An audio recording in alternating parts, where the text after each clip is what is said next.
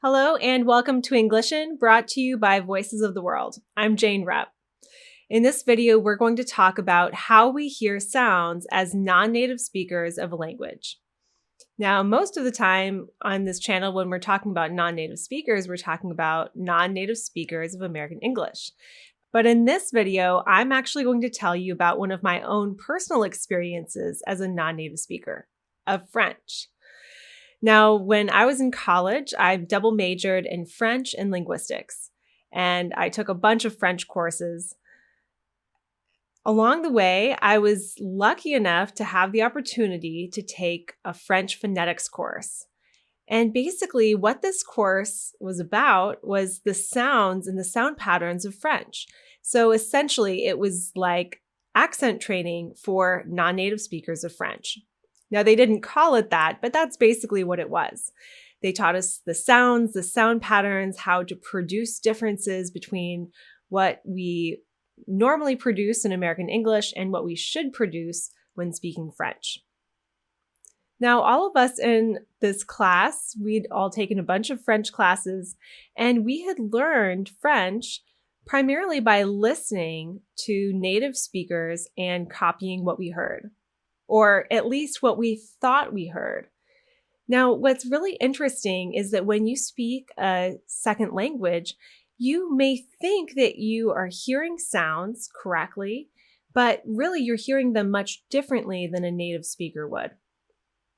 Now, there are certain things that we might hear that we're doing differently. We might listen to a word a French speaker says and say, I don't think I'm pronouncing it quite like that, but it's pretty close. And in other cases, we might hear ourselves and think, man, look at me, I'm doing a good job. Didn't that sound really good? My pronunciation seems like it was right on.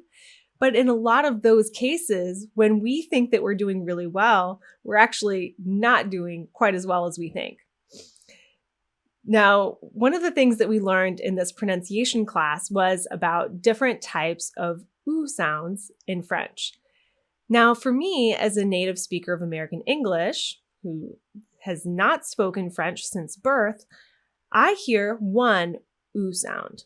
But actually, in French, I was really surprised to learn that there are two completely different sounds. So now these two sounds, to me, I dumped them into the same bucket, and I heard them as the same sound. But to a native French speaker, they sound like completely different sounds. And actually, when you produce one sound or the other, you create completely different words in some cases. So there's a word that I'm going to pronounce in French, and if you are a French speaker, you could probably give me some tips about my pronunciation. I'm sure it's not perfect. But if you speak French, you could say beaucoup with our first oo sound, and that means a lot. Now, if we change the vowel sound and only the vowel sound, it sounds like beaucoup, beaucoup, beaucoup. Now, again, this is not perfect, but one of those things means a lot and the other means beautiful ass. So you can see how native speakers of American English get into trouble when they try to speak French, because there are certain sounds that we don't hear as being different. But they are, and they matter. Those sound differences do matter. Now, the same thing happens in American English. So if you are a non-native speaker of American English, there are probably certain sounds that you hear in American English that you hear pretty accurately. And maybe you're not producing them 100% correctly, but maybe it's pretty close. But there are other sound differences that you may not even be aware of, that you may not even hear at all. So some sound differences you are going to hear, some sound differences you are not going to hear on your own without some additional feedback or training. Now, how you get that is a completely different story. But for now, let's just think about those sound changes. What I think is a really interesting question is, how much does this really matter? Now, for many, many, many people, they speak English with a non-native accent, and it's a complete non-issue. They speak with a strong accent, people understand them, it's not a problem. Now, for other people, those sound changes that they make may be paired with some other things that are going on, like differences in their language skills, or maybe just the pronunciation by itself, honestly, if it's different enough. Sometimes people do have difficulty being understood in American English. And I'm going to assume that that's what you are interested in. Maybe that describes you a little bit more than somebody who doesn't have any issues at all with pronunciation, since you are watching this video, and this is about American English. Either way, this could be educational for you, and you can learn a little bit about the other side of things, even if you do feel like people understand you really easily and quickly. So one of the problems is that if you change one sound, that one sound could potentially make the word that you're shooting for sound like a completely different word. So this is what happened to me in French, right? The same thing can happen in American English very easily. Now imagine that you are in the tech field, and now imagine that you deal with a lot of software, and you talk about versions a lot. But instead of saying versions, like you want to say, you instead accidentally say virgins. This is very different meaning, and I can tell you that with context, it's very likely people are going to quickly figure out that you mean versions, what you meant to say. But it is a little bit awkward, right?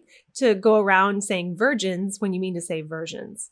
It just gives people that momentary pause. It's a little bit distracting, but at the end of the day, it's not a huge problem because people get used to the way you speak. They move on. They understand what you mean. It's not a huge deal. Now, what can be a bigger problem is if you have multiple sound changes and the word becomes unrecognizable. So if you change enough aspects of a particular word, if you change the vowel over here, you change the placement of stress, you maybe change a consonant sound, then sometimes we might not understand which word you're trying to say at all. And sometimes context can help us fill in the gaps, but not always. This can be especially true if you are talking about really high-level, complex topics, especially with people who might not have as much shared context with you or shared background to understand what you're saying and make guesses about where you might be going, what you're trying to express. So in some cases, pronunciation differences might not be a problem at all, and in other cases, it might be a huge problem. Some of that is going to depend on the types of errors you make, the frequency of the errors, and also it will depend on the people around you, what kind of context you have, how much shared context you have, how closely you work with the same people, or on the flip side of things, how often you work with brand new people and how much you are providing education on new concepts that they don't already get at some level. So we've talked a little bit about how we hear sounds as non-native speakers, you and me both. We've talked a little bit about why it may be important to learn to hear those differences between sounds. And now let's talk about how we actually do accomplish that. Now, if it was as easy as just going out into the world and listening to people, we would probably already be producing sounds perfectly on our own. We wouldn't need additional support. But we can assume that that's probably not the case if we still have an accent when we speak in a particular language. Now, again, just to be super clear, it is completely fine to speak with an accent. There is nothing wrong with that. What we're talking about is working on your pronunciation in order to be understood more quickly and easily so that you end up with that same fluidity in your conversations, that same ease that you feel when speaking in your native language. I will tell you that one-on-one training is a really effective way to make significant, rapid improvement. But that will also depend on the coach you choose and the training system, and also on personal factors that really cannot be predicted.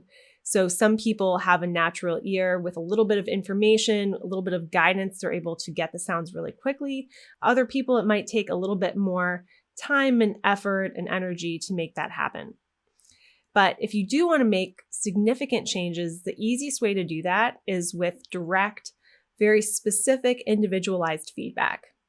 So again, you can get information, you can get access to really great information, you can get access to really great training materials, and this can help with a lot of different sounds.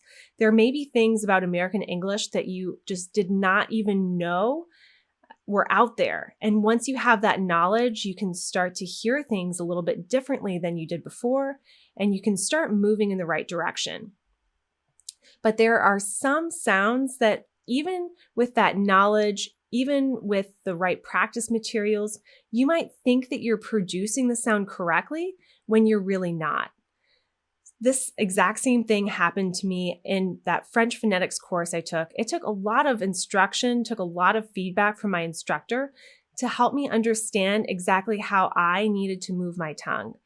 To know that even though I felt like my tongue was in the right place, it wasn't quite there yet. I was still producing the wrong sound.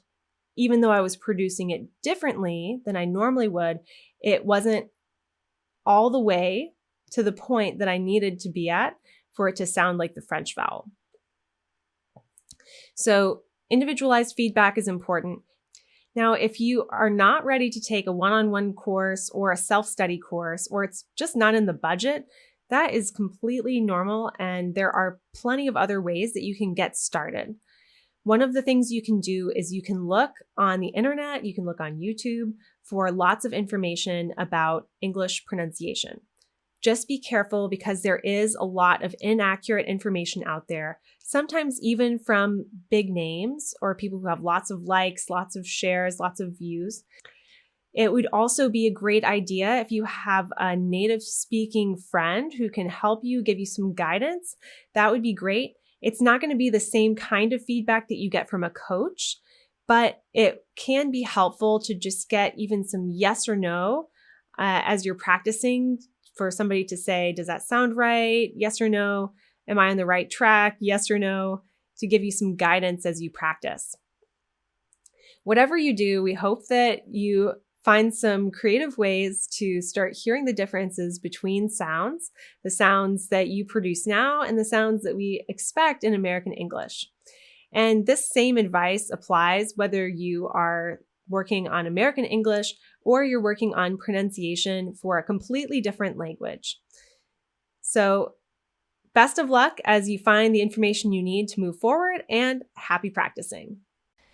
If you enjoyed this video and you feel that you learned something valuable about American English communication, make sure you hit the subscribe button so that you see all of our new content right as we publish it.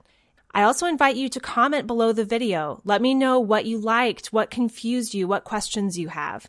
This will help guide me as I create new content in the future to meet your needs. You can also visit us at Englishin.com, where we have tons of coursework for both people who are learning American English and coaches who are teaching American English to their students. You'll find information on both one-on-one training and self-study courses. Thank you so much for learning with us at Englishin, and happy practicing.